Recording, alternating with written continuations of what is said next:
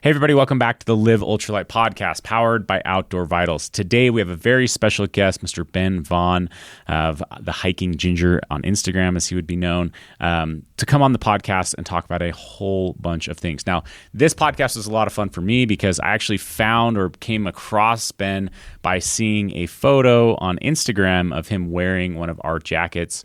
And so I was like, man, who's this guy? I started digging in. I'm like, this guy has a story to tell. So we brought him on. So let me go ahead and read his bio so that you can get to know Ben before we jump into the interview. But phenomenal interview, lots of interesting stories and takeaways there. So, all right, Ben is a seasoned adventurer who dedicated 22 years to the U.S. Navy, including 5 combat deployments. It made a life-changing choice to retire and embark on a new path. In 2018, he sold his car and belongings to hike the Appalachian Trail for 5 months. Realizing that a conventional job couldn't quench his thirst for adventure, over the next couple of years, Ben took on the Pacific Crest Trail and a Continental Trail, earning him the status of a triple crowner. In 2021, he tackled the demanding Hayduke Trail in just 7 weeks and was about to embark on the Pacific Northwest Trail, when a unique opportunity emerged, and he went up to Alaska to become a dog musher and help out with that. Tons of amazing insights here and an amazing story. So I'm excited to roll this interview and let you guys hear a little bit more from Mr. Ben Vaughan. Well, Ben, I'm super excited to have you here on the podcast today. You have a ton of experience in a ton of different realms, which I'm excited to explore. And so I thought I would just start this off by asking a little bit of your background with the military and just kind of getting to know what you were doing for the military and what that 22 years of service was like. Yeah, so I originally enlisted when I was 19 and no high school diploma.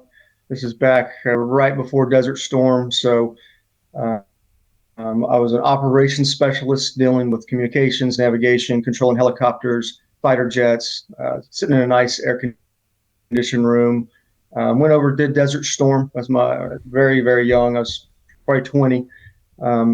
That kind of made me grow up a little bit, and I realized that, hey, I want to make this a career. So I put a lot of focus on learning as much as I could to become an officer. And then so about the 7-year mark, I got picked up and I was given a commission, and I went into the surface warfare area. So I did quite a few deployments on ships, and I was in Kosovo, but I was sitting off the coast firing missiles from a nice air-conditioned room again. And then as my career progressed, I kind of went towards the expeditionary side, and I was the CEO of a small boat unit. We had 6 35-foot Sea Arcs with 50 cal on the front, 50 on the back, 3 people, maybe 4 on that small boat, and 80 sailors, and we could be dropped into anywhere in the world. And we did a tour in southern Iraq and in Kuwait. And then I left that, and then I went with the Army, supplemented the Army as a Navy guy, 18th Airborne Corps, and went to Baghdad. And that was my last combat deployment. And after that, they wanted me then to go to Afghanistan, and I was like, hey, I think I'm pretty good. So I retired and went into contracting for a while, and just any way. So I sold everything, and I was a complete noob, packed up and went to the Appalachian Trail, and that's kind of started my outdoor journey. And haven't worn a suit since I started the AT. Yeah, I saw a photo on your Instagram of you, and you had more medals on your shirt than looked comfortable to wear, for sure. Yeah. Yeah, that was a buddy of mine's retirement. He retired after 30 years or so, and the guy, Secretary of the Navy, a month before that came up with a new rule and said retirees can rock a beard in their dress uniform. And I was like, well, I'm definitely going to do this. So I was I definitely stood out at that retirement ceremony. The admiral overseeing it came up to me. He's like, you must be Ben Vaughan. I've heard that you were going to be here. You look great. And so I didn't know how he was going to receive that, but the admiral had a good sense of humor. So I appreciated that. That's awesome. So tell me about what inspired you to get out on the Appalachian Trail. That was your first of your trail of your Triple Crowner. So what pulled you out to it? It sounded like that wasn't necessarily like your background per se, but here you are heading out on the trail. Yeah. So years ago, I was dating this girl, and she lived up in Boston area, and we did a bunch of hiking up in New Hampshire. And one day we hiked, I don't know, maybe 5 or 7 miles. We got to the top of a ridge, and we're sitting there eating lunch, and these two dirty, smelly guys came by with hardly anything on. And I thought it was a big deal. We'd hiked like 5 or 7 miles and had 5 or 7 more to get back. And so I'm like, hey, so where are you guys going? And they're like, Maine. I was like, no, you're not. I'm like, where'd you start? And they're like, Georgia. And I was like, there's no way. And my girlfriend hit me. She goes, yes, yeah, Appalachian Trail. So just kind of put it, and I was still on active duty. So it was just in the back of my mind for a long time, did a lot of reading up on it. And I was just never in a position where I felt I could drop everything and go do it. And then finally, after just being fed up with, working for we'll call it the military industrial complex, I stilled everything and went. Everybody thought I lost my mind. Thought I was going through something, and maybe I was a little bit, but I just want to get out of the corporate world. So I packed everything up, sold a car, a property, all my surfboards, everything I owned pretty much, and went down there, took a Amtrak train down to Georgia, and started my hike. I didn't know anything. I had 3 of everything, because that's what the military teaches you. But as a through hiker, you don't need a whole lot, but it takes a little while to figure that out, or at least did for me. Right. No, that's interesting. So what shocked you the most about getting out on trail? Yeah, I mean, you head down there, you're just, sounds like. Initially. Oh, go ahead. Initially, what shocked me is that you really don't need to take a shower as often as you think you do. I think I went the first 4 days, and I thought it was a big deal that I hadn't showered. And then, as you quickly get over that and come to the realization that's not, your focus. But I just loved being out there, and the people I met early on were key to my success. Funny story about that. On day one, I'm down there for that little brief they give you about, what you need to do and not do. And did I lose you there? No, you're still here. I turned your video off just to see if it'd help with the audio. So we'll see if that we'll likely just throw in a image of you, because the video on my end is just super choppy. So we'll see if this helps the audio have a little bit less of a delay. Yeah. Yeah, that sounds good. And you can use any of my photos from Instagram if you want to do something that helps with the podcast. But so I'm there in brief, and I see this young kid. Find out he's 19 years old, and he has the tiniest pack I've ever seen. Of course, I'm rocking 40 pounds of gear. The back's probably over the top of the back of my head. And I was like, oh, I'm going to have to save this kid's life. He has no idea what he's doing. And so we started hiking. As we're hiking, we kept stopping at the same camp and at the same spot, and come to find out, it was scrapbook, and he had already done the PCT and the CDT and is finishing up his Triple Crown. So we hiked the entire trail together, became good friends. He lives in California, so he came out and saw me for a few days when I hiked the PCT. And then 2 years ago, him and I got back together and hiked Vermont Long Trail. And I think he's pretty impressed how I went from a 40-pound pack to 10-pound base weight. So with that, how did you keep up with them in the beginning? How fast did you start dropping gear and weight? Just stubbornness and not letting it. Yeah, just stubbornness and not letting a young kid outdo me. I was a military veteran. I want to let this young kid show me up, and it seemed like every few days he'd be like, hey, you really don't need that in your pack. So by the time I finished, I was probably down to, I went from 40, I guess 40 fully loaded with food to probably hiking 25. I still was carrying a lot of weight, but he definitely helped me out in figuring out what I needed and what I didn't need. Yeah. So you go to the AT.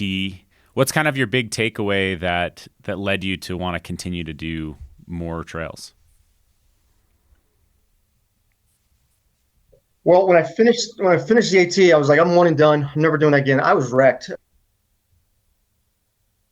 I couldn't, like, I'm a big runner, so I couldn't really run for the month after the AT. Just everything hurt. Doing a lot of bike riding on beach cruisers, just trying to get some blood flowing in there. And I was like, I'm never doing that again. And then, so all my friends here, I was in Virginia Beach at the time, and all my friends here were like, all right, well, we're going to go back to work. And I was like, no, I got to do something different. And I found a job in Colorado, didn't know anybody there, and moved out there and started teaching ski and snowboard. And probably 2 months into Colorado, I was like, well, it's almost sign up time for get that PCT permit. Let me go ahead and do that. Got the permit. And then I was like, well, here we go. So did a winter in Colorado. And then that next April, I was down there at the border getting ready to start the PCT. Yeah, you didn't sit around on the sidelines too long then. Didn't even take a full year off, huh? No, I didn't. And then once I'm on the PCT, I'm like, well, you can either be one and done, but you can't just do two. So, probably a month into the PCT, I already knew I was going to do the CDT. Yeah. So, so you do the PCT. Was it the very next year you did the CDT? I did. So I did 2018. I did the AT. 2019 PCT. And then I was in Colorado. It was February, and the COVID thing was starting to kick off. And I was like, this doesn't look good. What am I going to do? So I packed up. On February 22nd, I started the AT down in Georgia. And I was like, I just need to get away from all this craziness. And as you're probably aware, the Appalachian Trail Foundation, or whatever they're calling it, the ATC, was making it really difficult on the few hikers that were out there, saying we couldn't sleep in shelters, forcing the parks to you can only hike during the day, then you got to leave Shenandoah. It was just getting really, really difficult. There's a lot of backlash online about, you're taking the virus into these small trail towns. So I got to West Virginia, Harper's Ferry, and said, well, I'm going to get off the trail. And 2 weeks later, I was at the start of the CDT. Just rolled right into it. So that year, 2020, I did about 4,000 miles. Yeah, I just jumped right into it. Wow, that's incredible. So a guy like you that's got that much experience, I'd love to dig into, I don't know, the things that you've learned, the things that, like, your takeaways from just that amount of experience. And you've got, your adventures continue after just the Triple Crown. So maybe isolating to the Triple Crown for a minute. What do you feel like the average hiker, the average person maybe aspiring to go on a long trail, doesn't know that we could share or shed some light on? I would make sure. Yeah. So, definitely, most people, we've touched on that, but I'm not saying that everybody should be ultralight, but it definitely helps if you can minimize that weight you're carrying. Because you think about all those steps, you're going up, you're going down, all of that pounding is amplified with the more weight you carry. So that is definitely a key takeaway that I tell people. And then also, you need the right shoe. You don't need the most popular shoe. You need the shoe that works for you. And sometimes it's hard to find out, because I see a lot of people quitting their through hike because they have overuse injuries like shin splints, IT band, plantar fasciitis. And most of the times that's because they're doing too much too soon. They're not in shape for it, or they're carrying that extra weight. So, and then I think a third thing would be get the right gear. And again, not the most popular gear, but the right gear for you. And sometimes that takes a little while to figure that out. Yeah, I'd love to hear if you've got any tips on shoe selection, or how you would know that, right? Because it is very common, right? It's like, oh, everyone wears ultras on long trails, so I need to wear an ultra, or this really famous YouTuber, touts them, or so on and so forth. I'm curious, in your opinion, if there's things to look for or if there's any way to shortcut finding the right shoe. Yeah. So, I was a marathon runner and Ironman, so I really had my shoes dialed in on, there's 3 foot types basically. You either have a neutral foot, you supinate, or you pronate, and there's a shoe for your foot type. And so that's what you need to find is not that YouTuber who says these are the best shoes in the world. They might be for that person, but they may not be for you. So I would get the right shoe for your foot type. I think a little bit wider toe box. I see the value in that. However, I won't name the company, but there's a company out there, and I have a pair of their shoes right now that they don't last 300 miles. So then you got to figure in that expense of how many pairs of shoes you're going to go through. I tested out a shoe for a company. Can I mention brands on this? Yeah, go ahead. So I tested out a shoe. It's an Italian company. And as soon as I asked that question, I'm drawing a blank on the name. But they were looking for people to wear test their new through hiking shoe, and I did. And I tell you what is it? The only one that came to mind was Scarpa, that I think is Italian. Salewa. Salewa. It was Salewa. Mm-hmm. And I used 3 pairs of Salewas on the CDT. For the entire CDT, I only used 3 pairs. Then when I hiked the Hayduke, I wore 1 single pair of shoes for the entire 800 miles. And that's an extremely tough environment. Now, at the end, I probably needed shoes at about mile 650. But I wanted to prove to them that pair of shoes would last 800 miles. And I managed to complete the entire Hayduke on that 1 pair of shoes. Yeah, we got to get into the Hayduke at some point because that is such a wild trail. But that is incredible to get that kind of mileage out of, and that's a valid point, right? Some of these shoes really do break down at 300 miles, and depending, I'm not sure, kind of your stature, but for me, I'm at about 200 pounds, and so I tend to blow through shoes even faster than some of these guys in my office that are $140 or something. So no, it's an important factor. What do you say to this though? Because from my understanding, when it comes to trail shoes, all of them are built as a neutral shoe because the ground is uneven and things like that is kind of their claim to it, right? But like when you get into road running, there is like a pronation shoe and things like that. So do you have any opinions or insights on that aspect of most, trail shoes that I'm aware of are just a neutral shoe? No,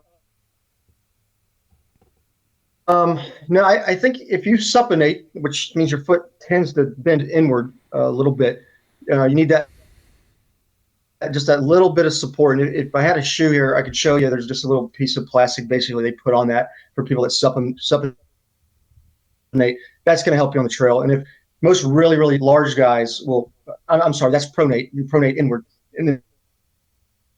And supinate, most really large guys will supinate outwards a little bit, and then you can get a shoe that's built up on that outside edge that will affect it. And there's no right type of foot. Just some people supinate, some people pronate, some people have neutral feet. Yeah. So I think if your guests or anybody's going to do a hike can get that right shoe, it's going to really help them from getting injured. How much time do you feel like you need to spend in a shoe before you know if it's a good shoe or not for you? That's a good question, but if you buy a shoe and you're out, I would run in them.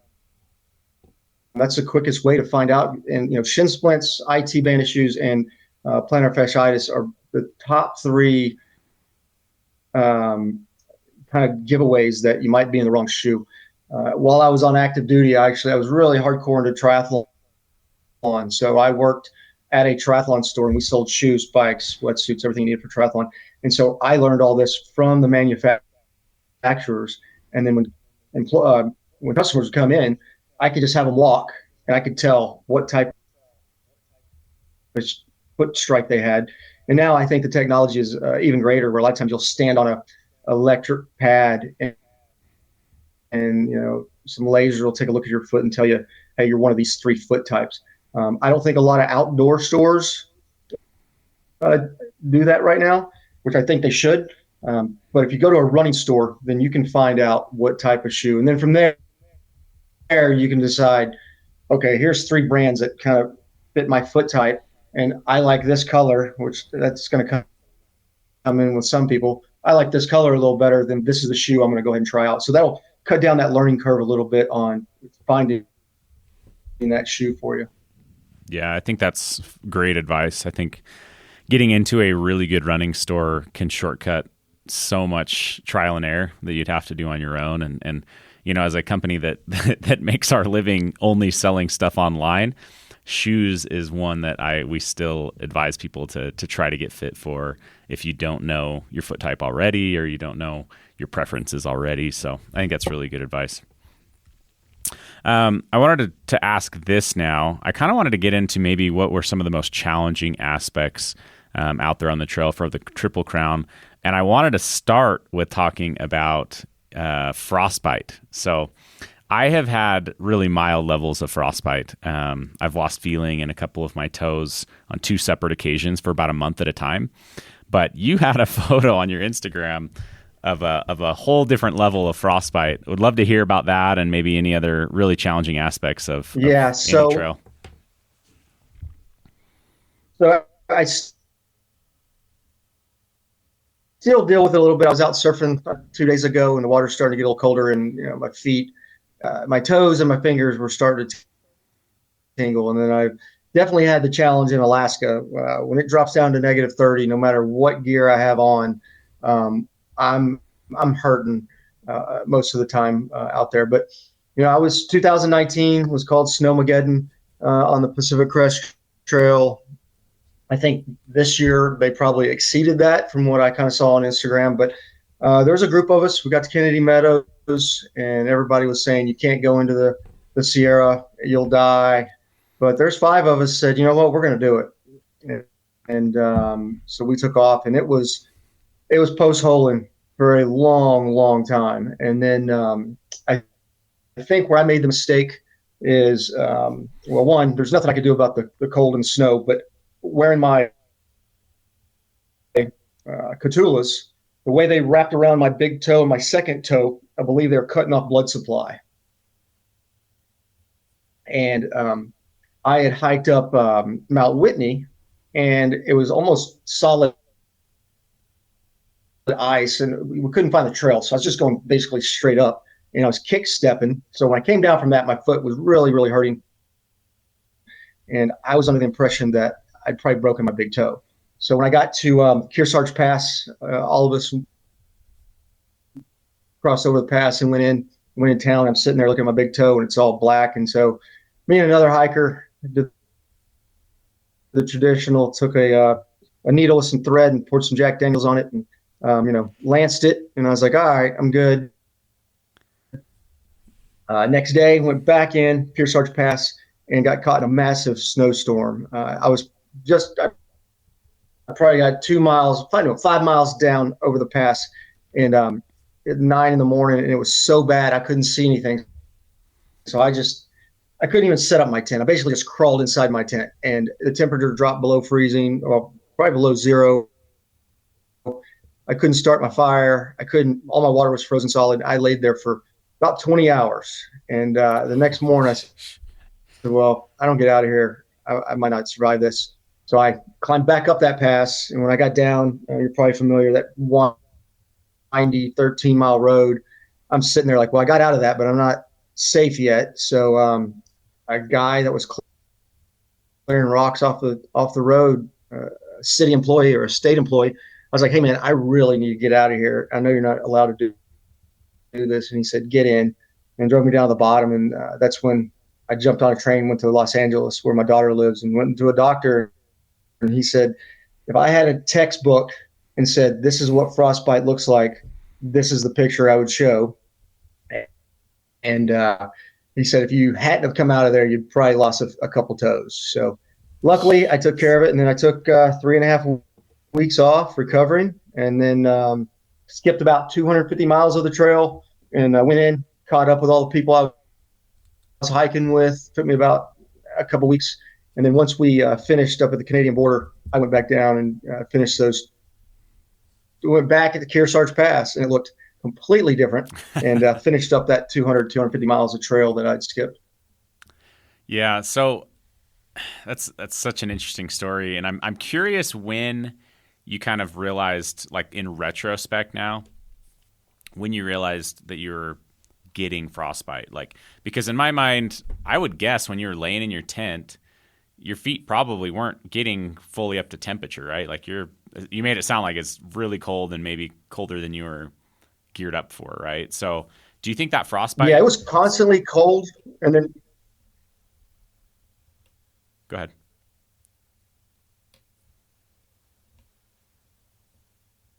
well, it was freezing cold in the morning. I mean, I would have to pound on my shoes just to get my foot in them. And another mistake I made is I switched into hiking boots instead of my traditional trail runners, and I think they were a little tight. And then with that Catula, ice cleats wrapped around them, I think those two things, along with the cold, and then during the day you'd be wet, and just my feet never really unfroze. And honestly, I didn't think I had frostbite. I thought I had a broken toe. And I remember once I got down, I went to a little store there in Lone Pine, took off my shoes. I'm drinking a beer, and this old timer walks by and like, that's a nasty case of frostbite. I'm like, nah, it's just a broken toe. But I realized I needed to get it looked at. And it wasn't until the doctor said, "You have frostbite." I was like, "My toe's not broken?" He's like, "No, this is frostbite." So I had zero experience. Yeah. All my time in the military, I was in the desert. So frostbite never crossed my mind. And that was ignorance on my part, and a good lesson learned. Yeah. It's such an interesting thing. I mean, it's just when you're up at those high elevations, things can change so fast, right? Like the weather rolls in really fast.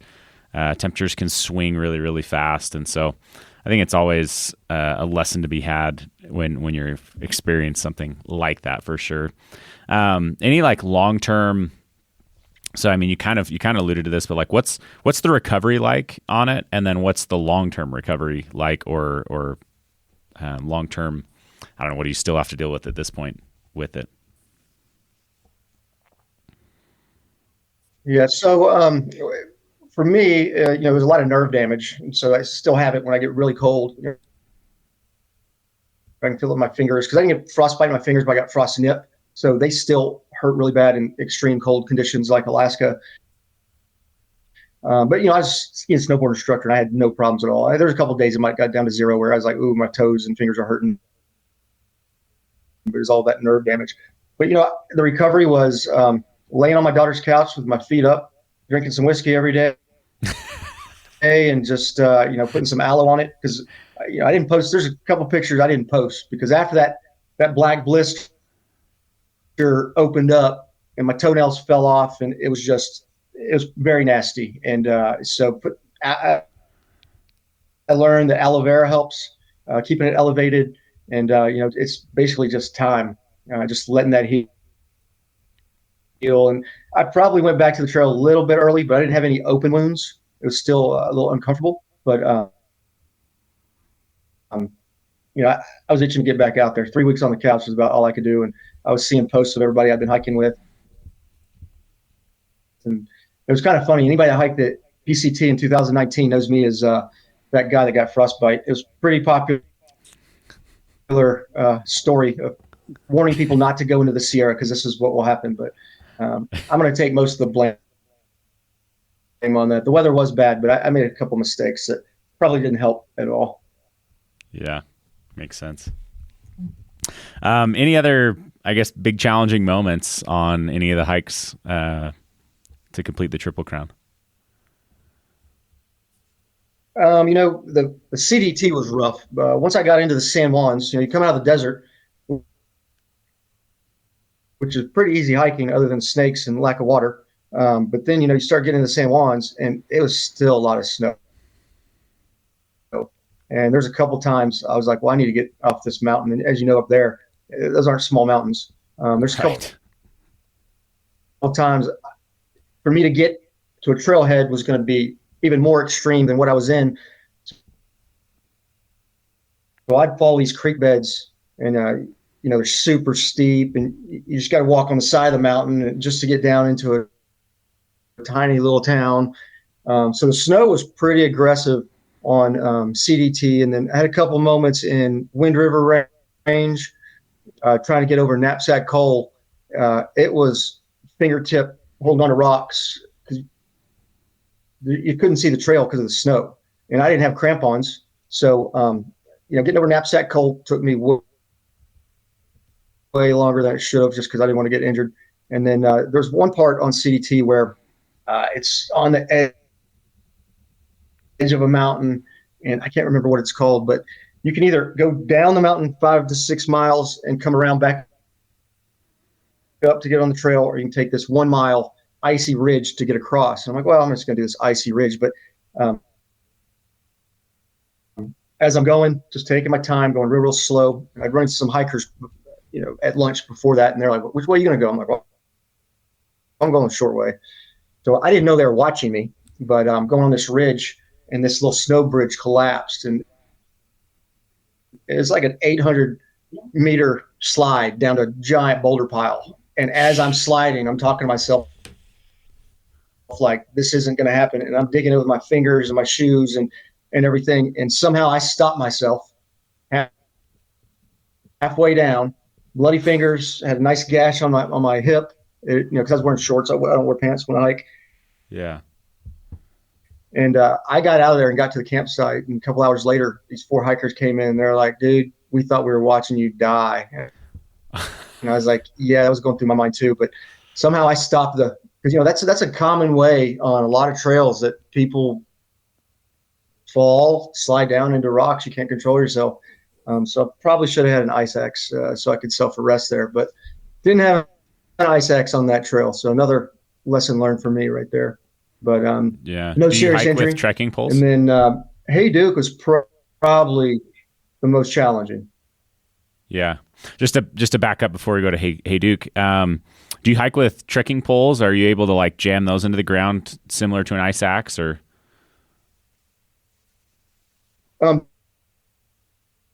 That's what I was using. I was using my trekking poles, and that's what saved me. One of my trekking poles finally caught, and I was like, lifesaver. Yeah. No, it's crazy. I mean, it can get Western real fast. I was running an ultra marathon this summer, and there was a little snow slide, and it's almost like I was watching those, I think they're called lemmings, that like kind of follow each other off of a cliff, right? And it's like I was watching these ultra runners do the same dang thing, because the first person, slid down, and the next person slid down, and pretty soon everyone's just kind of going off the edge. And I'm like, I'm not going down that. Like, that looks way rough. And so as I'm going around, some lady slid straight into a tree and cracked her rib. And I mean, it was just crazy to me. But no, that sounds terrifying. What you're describing, that's definitely like my worst case scenario that would play through my mind would be to slide that far into. I would say I'm just not totally comfortable on snow slides like that. I think sometimes I'll see people like posting videos of them like sliding down big banks.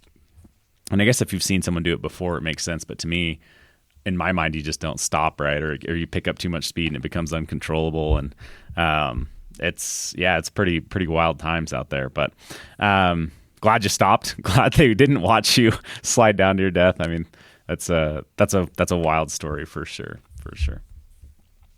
So yeah, you finish up your Triple Crown. I'm sure that was super gratifying and whatnot, but I think it was after you completed your Triple Crown that you still went on to do the Hayduke Trail, correct? For the Hayduke, that is correct. It was the following year. I was like, all right, I need something. Well, here's another good story. I've told this on another podcast. Is for that summer, I wanted to be a river raft guide. So I found this company in Colorado. They loved my resume, and I knew I was going to be the new guy, not know anything. Basically, I had to pay $500 for them to train me. I was going to have to live in my tent on the river all summer long, and no showers were provided. And they're like, "You good with this?" I'm like, "Yeah, it's right up my alley. Let's go." So I did a phone interview, and they're like, you're really overqualified for this. And then I mentioned my age. So I'm a little bit older. I just had a birthday. I'm 55 now. This is when I was like probably 52. And they're taken aback by that. And they're like, I'm like, listen, I've surfed my whole life. I've done Ironman. I can hang with these kids in the water because, they're used to hiring these 20, 22-year-olds, whatever. And I'm like, I'll swim laps around these kids in the river. And they're like, all right. And I thought it was kind of weird how the phone call ended. And I thought I had the job. And 2 weeks later, I get a voicemail saying, hey, just letting you know, you're not in our demographic of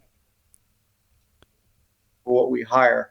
And it really pissed me off because I knew that meant they thought I was too old for the job. So I'm like, well, what am I going to do? And I was like, well, what's the hardest trail in America? Hayduke, let's go. So that's kind of how I chose the Hayduke out of just being pissed off at a company that didn't want to hire me.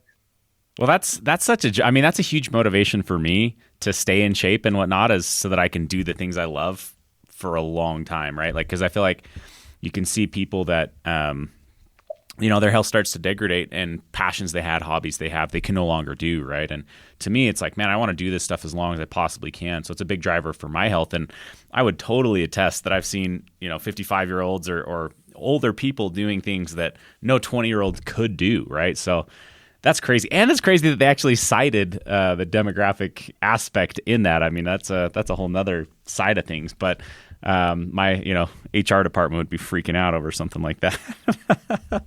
But yeah, so okay, so you got a chip on your shoulder, and you're like, I'm heading. Lawyers I know and said, hey, go ahead. Oh, I was just saying, I made a couple phone calls to some lawyers I knew, and I said, hey, I think I got something here. And they're like, you know what, man, just let it go. I know you're pissed off, but just let it go. It's like, all right, fine.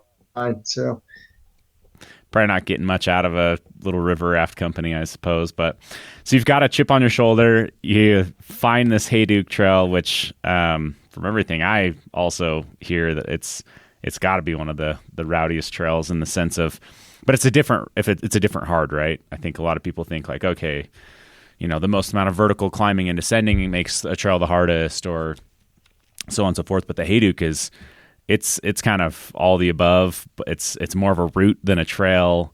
Water, there's nothing out there. You're hiking through just desolation, right? You're hiking on Mars is how I describe it, right? Like you're just literally walking through an uninhabitable place for the most part. But so yeah, I guess walk us through a little bit of the Hayduke. I'd love to hear your thoughts on the Hayduke and how you approach that trail. Yeah, so I was did as much research as I could, and I tell you, there's not a lot out there. I bought the book written by the guy that created the Hayduke, and I wouldn't recommend it because it doesn't really tell you much. I just couldn't find anything on it, so I bought a lot of topographic maps, and just trying to piece everything together, and took the train down to as close as I get to Arches, and got right into the park on that backside and started. And I didn't find it too challenging at first because you start in Arches and it's like, well, that's, you're on trails. But as soon as you leave that, it's once you get on the BLM land is when it really gets challenging, finding a way down into this canyon. And you're looking 200 feet down, you're like, and it's sheer cliffs. You're like, there's no way for me to get down there. And what I found on the Hayduke is there's always a way, and sometimes it might take you hours to find it, which can get a little frustrating. So you definitely test your patience on the Hayduke. It is like, you're not going to get in that 25, 30 mile day like you want a lot of times because you're going to be trying to find the trail. And then I ran into, once I got out of the park, so I'd probably been on trail 5 days, I ran into a guy coming the other way. He was finishing the Hayduke. And he asked me what I had for navigation. And I was like, man, I just got these maps, all this paper. I got this book. And he's like, all that's useless. And he gave me a download of the actual trail that I put on, I think it was on Gaia. Mm-hmm. And that guy really saved me. And we knew a couple of the same hikers from our past through hikes.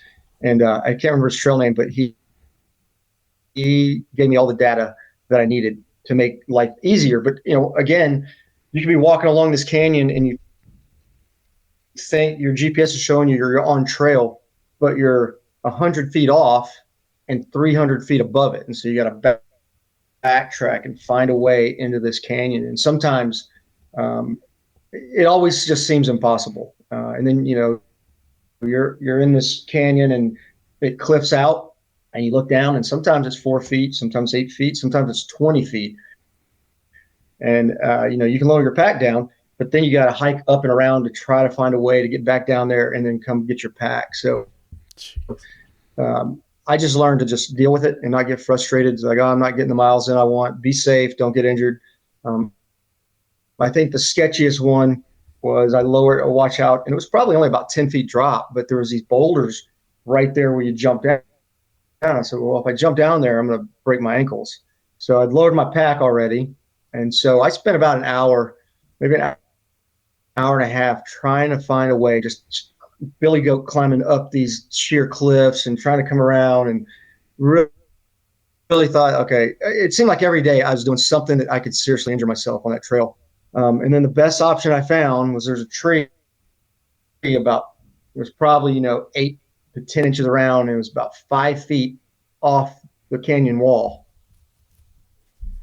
I'm like, well, here goes nothing. I just took a leap and wrapped myself around that trail and then slid down the 20 feet, but just got wrecked on my arms and legs from, sliding down that tree. But that was the only route I could find to get into that canyon. Holy cow. It seemed like every day I was doing something like that. Like, this is the most ridiculous trail. And, I like to call the Hayduke the PhD of through hiking, because I definitely would not recommend it to be your first through hike, because it'll ruin you. Yeah. No, that sounds terrifying, to be leaping to a tree to then slide down. Yeah, it's way dangerous, right? I mean, it sounds like you took off on this trail solo. You're down in these slot canyons. It's not like you've got service. It's not like you got cell phones out there, that work. And yeah, that sounds super rough. But I'm also interested because you just took off on this trail. I know that some people that do the Hayduke, they'll do caches. They'll go bury food or bury water in some of those stretches. How much food were you having to carry at a time and to make, because it's big stretches, right?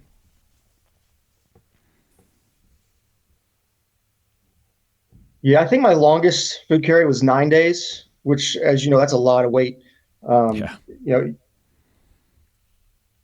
So I roll out of town heavy, but I mailed packages around to some key areas. And then there's a couple times I had to hitchhike like 80 miles just to resupply and then hitchhike 80 miles back. Wow. Fortunately, it was pretty easy for me to get hitches. I didn't have to wait a long time. I think, out there in Utah, somebody sees you in the absolute middle of nowhere with a backpack, they're going to feel sorry for you and be like, all right, this guy's needs some assistance. Yeah. I could leave him and he could not make it. Yeah, I think I did two or three, but most of my food carries were at least or 7 days. Very rarely did I do anything under 7 days. So I felt like I was carrying a lot of weight every time I hiked out of town. Yeah, that is a ton of weight. Okay, so we got the Hayduke in here, and just for the sake of time, I may push on, even though I'm sure there's just so much more to unpack in some of these hikes. Anything left on the Hayduke that you really want to touch on before maybe we transition into what you've been doing the last couple of years? No, I think that's pretty good. Okay, so representation. But like I said, for your listeners, don't do Hayduke unless you're ready. Yeah, warning comes with this trail for sure. So then you wind up in Alaska, which I don't think you have any ties to Alaska.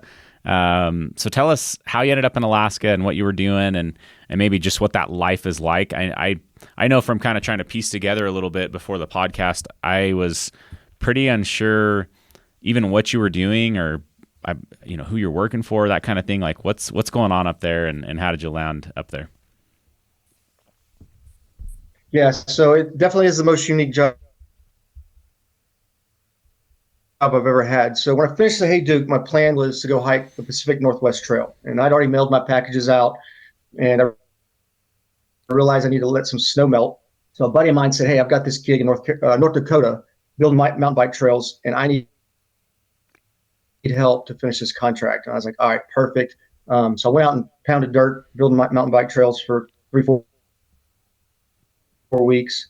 And I was just getting ready to go start the Pacific Northwest Trail. And I got a text that said, hey, this was a girl I knew that had moved up to Alaska. And she said, do you want to be a dog musher on a remote glacier in Alaska? And I'm out there in 100-degree temps, pounding this dirt, tired. I said, that doesn't sound too bad. So I made a phone call, asked about the job. And they're like, yeah, well, you don't know how to dog mush. So you're going to be picking up dog poop and handling dogs. And I'm like, all right, only thing I want to get out of this is I want to learn how to be a dog musher. And they're like, we'll train you. So I Googled the guy I was going to work for. His name is Dallas Seavey. And, once you Google Dallas Seavey, you don't hear much about Dallas Seavey down here in the lower 48, but everybody in Alaska knows him, knows his whole family. His grandfather helped start a race called Iditarod. His father has won the race 3 times. And Iditarod's considered the toughest endurance race in the world. And that's on the human, not on the dogs. After you finish the Iditarod, the dogs are still jumping, raring to go after 1,000 miles. And the musher is completely wrecked. So his father won the race 3 times, and Dallas grew up as a dog musher. He's only 36, 37 now. And he was the youngest to ever finish the race, youngest to win the race, and he's got 5 wins under his belt. So I talked to him on the phone. I'm like, hey, I want to learn how to do this. And he said, I'll teach you. I'll train you. And that kind of felt like Tiger Woods said he'd teach me to putt. I was like, all right, I'm in. So sure enough, that summer, so Dallas has a kennel in Talkeetna, Alaska with 130 dogs. And in the winter, they train for Iditarod, and guests come in and we do tours with them. That's the wintertime setup. And in the summertime, take 50 of those dogs, fly them up to this remote glacier up at 5,000 feet in the Alaska backcountry. And 5 of us, so this is my 3rd summer doing it. 5 of us live up there. You have no running water. You have no cell service. And guests fly in on helicopters, and we take clientele. They pay $600 for 1 hour up on the glacier with us. Wow. And we can do 72 people a day. So the days are very, very long. So the first year I did it, and then I went back to Colorado. And then the winter after that, Dallas called me up and said, hey, why don't you come back to Alaska early and help me out with some dog training and be a handler for Iditarod so you can see what this is about. So I did that. And then then went back up to the glacier for my 2nd summer. And then this last winter I stayed, and I was the kennel manager. And what we did all winter long, we trained dogs for Iditarod, which is one of the most extreme things I've done, because you got a team of 10 to 12 dogs. You're in the remote Alaska backcountry, climbing mountains, bombing down mountains, through the trees, deep snow, ice, moose, very, very dangerous animal for a dog team. Yeah, and, for a dog team, that's also like doing the tours. #1. So guess would drive.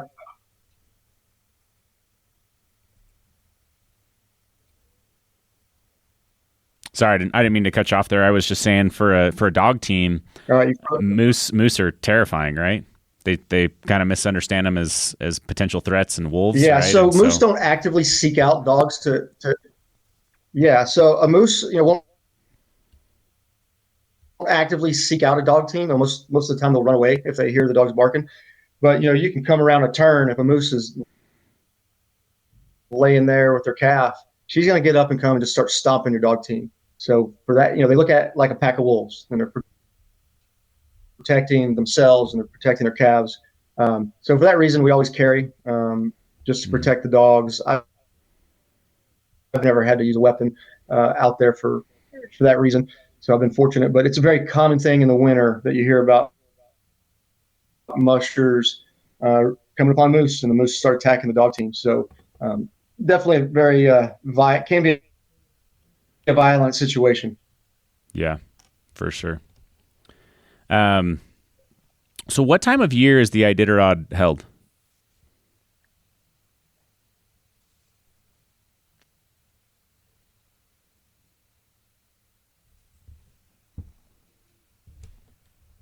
Did I lose you? Right, cut out there.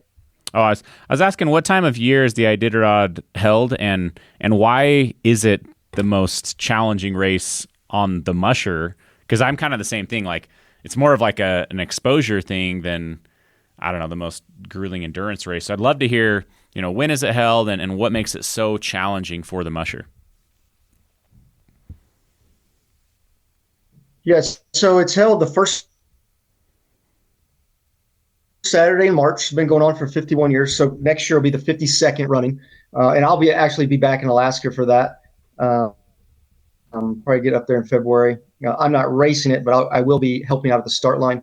It is an individual race. It's the Musher and their dogs. So I'll be helping put the dogs on the line and walking them up to the start. But once you start, you're on your own for 1,000 miles. And to win that race, that's about 9 days. It's some of the most intense exposure you can imagine. Temps have dropped down below negative 40, negative 50 degrees, extreme winds, whiteout conditions, heavy snow. Alaska, it's got everything that Alaska's going to throw at you on that race from Anchorage to Nome. And so it's the Musher that's, the dogs they're an Arctic breed, the Alaskan Husky, and they're a working breed, and all they want to do is run. If the temps do drop down to negative 20, negative 30, you'll put a jacket on them that they can run in, maybe some paw pads. They all wear booties on their paws, but you'll put some like shin pads that are insulated. So dog care is the number one concern with any dog mushing event. So to race Iditarod, you have to do 3 qualifying races. Once you've done 3, you're in for the next 7 years or so. And you get graded at these 3 races. And that's a total of 700 miles. And the number one thing you're graded on is dog care. How you treated your dogs, how you cared for your dogs during that race. And you can win the race and not get a passing grade. You can come in last place, but as long as you took care of those dogs, then they're going to let you continue to dog mush in other races and eventually race Iditarod. Yeah. So are these, based off of those numbers, you're going about 100 miles a day with the dogs. Are you stopping to sleep? Are you setting up a camp? Do you have to, I'd have to imagine these dogs have to stop at some point, right? And rest. Yeah. So it's all strategy. There's 3 mandatory stops on the race. So at some point during the race, you have to stop and rest the dogs for 8 hours. There's another mandatory 12-hour stop, and you can take those anywhere you want on the race. So, and then the last mandatory 8 hours is about 70 miles from the finish. Every racer has a stop at White Mountain, and it's a checkpoint, and that's where everybody has to do their final 8-hour rest. So very common way to mush the dogs is go about 40 to 50 miles and then rest them for 4 or 5 hours. And then do another things for the dogs. As soon as you get to a checkpoint and you're going to stop, and that's where all your food is pre-positioned. So there's a lot of logistics to Iditarod as well, where you're going to put your food along the course, and straw for the dogs, extra clothing for yourself, and anything you might need. When you stop, because I've done quite a few 100-mile runs in training, and so we do 40, 50 miles, stop, camp the dogs.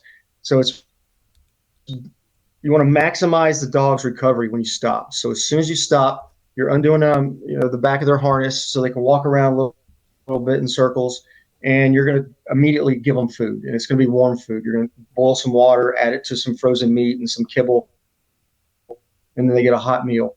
And as soon as they're done eating, you want to lay straw down and you want to leave them alone, and they'll immediately curl up and start their recovery. What that means for the musher, though, is you get very, very little rest on those 4 and 5 hour breaks, because you're fixing gear, you're prepping for the next run, you're just doing a lot of things. So you might get an hour of rest during that break. And so couple that with all the exposure, it's extremely physically challenging. Every time I would do a 100-mile run, I'd come back, and for a couple of days, I'd be like, man, I still feel it. It's a lot more physical than anyone thinks.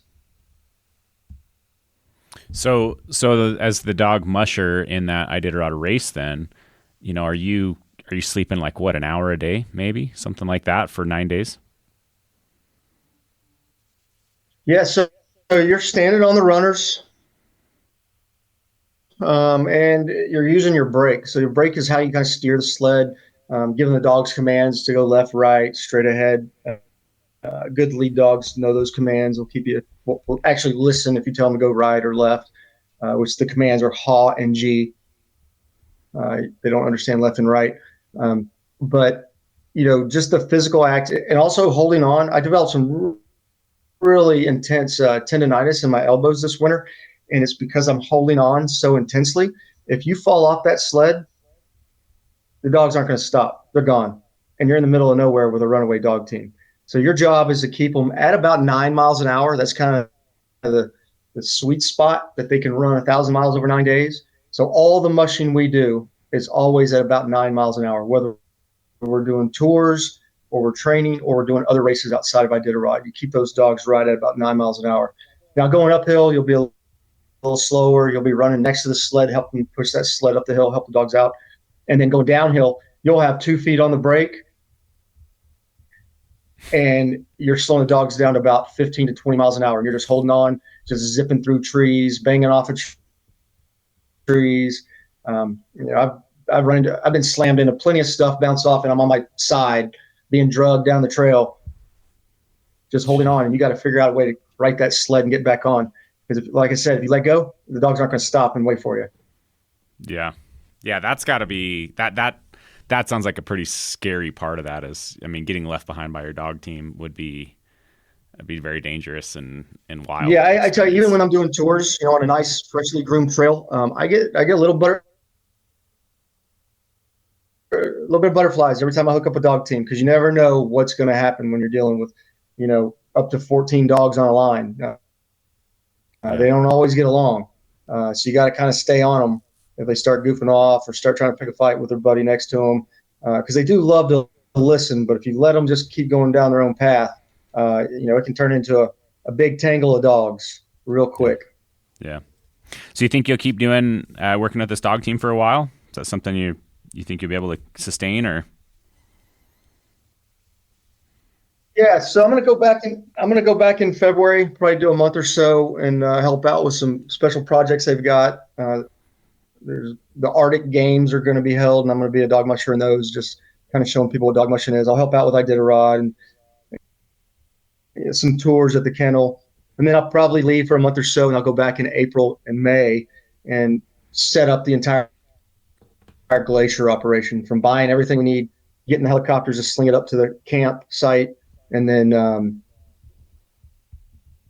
getting the tour operation running. And then I'll probably be out, because I just can't. It's the most beautiful place on earth being up there, but this would be my 4th summer in a row, and it looks the same every time. So a little burnout of doing a full summer up there. So yeah, potentially do a through hike after that, or I don't know. I'll figure it out. I got some time to look at other opportunities.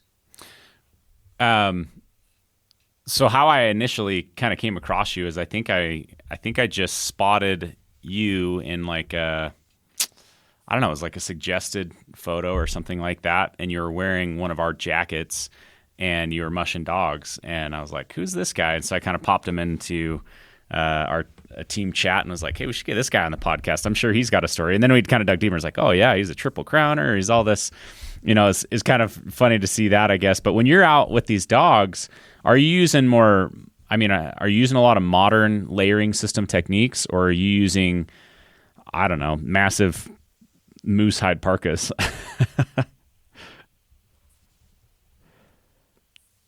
Yeah, pretty close. So